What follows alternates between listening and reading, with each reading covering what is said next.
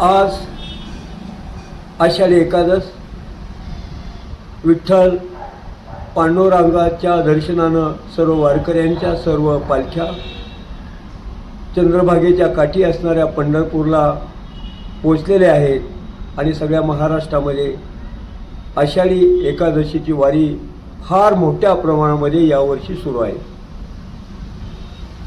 देहू आळंदीवर निघालेल्या पालख्या, महाराष्ट्रातल्या वेगळ्या पैठण या ठिकाणी निघालेल्या पालख्या, संतांच्या गावावर निघालेल्या पालख्या, सगळ्या महाराष्ट्राचं सर्व ज्ञान अर्जन करत करत ज्ञान देत आणि आपुलकी, न्याय, समता, स्वातंत्र्य, बंधुता, लोकशाहीच्या तत्वानुसार बहुजन समाज, मानवतावादी सर्व लोक अगदी मोठ्या भक्तिभावाने आणि कीर्तन भजनात दंग होऊन ज्ञानसाधना, कर्मसिद्धांत आणि ज्ञानसाधना आणि भक्ती मार्गामध्ये त्रिसूत्रीनं आपल्या मनापासून सर्व लोकांचं भलं व्हावं म्हणून आनंदाने, प्रेमानं या वारीमध्ये सामील झालेले आहे.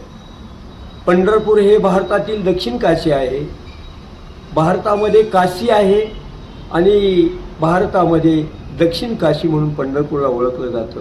कर्नाटक असेल, आंध्र प्रदेश असेल, गुजरात असेल, महाराष्ट्र असेल आणि एकूण सर्व देश असतील, देशामधले सर्व आध्यात्मिक लोक, सर्व वारकरी लोक, देशामध्ये अनेक धर्मपीठं आहेत, शक्तिपीठं आहेत, विद्यापीठं आहेत आणि अनेक प्रकारचं या देशामध्ये ज्ञान आहे. जगाला ज्ञान देणारा हा देश आज एक मोठ्या उंबरठ्यावरून पोचलेल्या जगामध्ये 21व्या शतकामध्ये भक्तिमार्ग, ज्ञानमार्ग, हठयोग आणि सर्व ज्ञानेश्वरापासून तुकाराम महाराजांच्यापासून एकनाथ महाराजांच्यापासून नामदेव महाराज आणि त्यांच्यानंतर सावता महाराज आणि चोखामेळा संत, या संतांनी महाराष्ट्र घडवला, देश घडवला.